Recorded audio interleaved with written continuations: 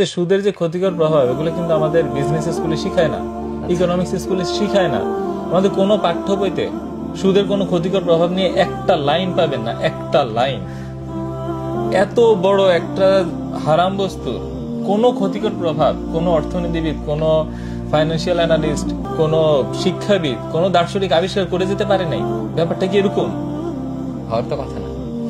বরং আমাদের পাঠ্য বইগুলো এমন ভাবে সাজানো যেন সুদ একটি খুব ন্যাচারাল বস্তু, এটা অকারণে যেন ইসলামে হারাম করা হয়েছে। আমি অনেককে প্রশ্ন করেছি, বলেন তো সুদের ব্যবসার তফাৎটা কি?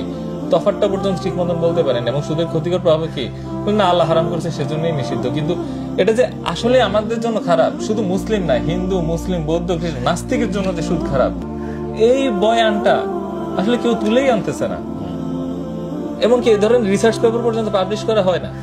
জানেন যে রিসার্চ জগৎটা অনেকটা একমুখী।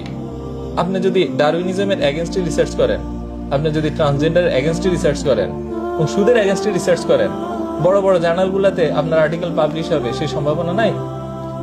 আপনার বই আইভি লিগ ইউনিভার্সিটিগুলোতে পড়ানো হবে সেই সম্ভাবনা নাই। এমনকি এখন ওইসব দেশের বিশ্ববিদ্যালয়গুলোতে ছাত্ররা পর্যন্ত আন্দোলন করছে এই আপনার এই ধরনের গণহত্যার বিরুদ্ধে, তাদেরকে পর্যন্ত টিসি দেওয়া হচ্ছে। তার মানে গণহত্যার সমর্থক তারা। হ্যাঁ, আপনি কি মনে হয় তারা সুদের সমর্থক না? সেই জন্যই আমরা যত ইকোনমিক লিটারেচার দেখি এগুলো সব একমুখী, এবং সেখানে সব জায়গায় সুদকে একটা অর্থনীতির উন্নয়নের সাথী হিসেবে দেখানো হয়, অপরিহার্য একটা অংশ হিসেবে।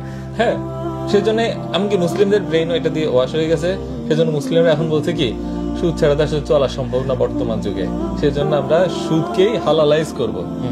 এরকম আমাদের টেন্ডেন্সি হয়ে গেছে যে মানে কেউ যদি বলে সুদ হারাম, তাকে বলে আচ্ছা বিকল্পটা দেখাও।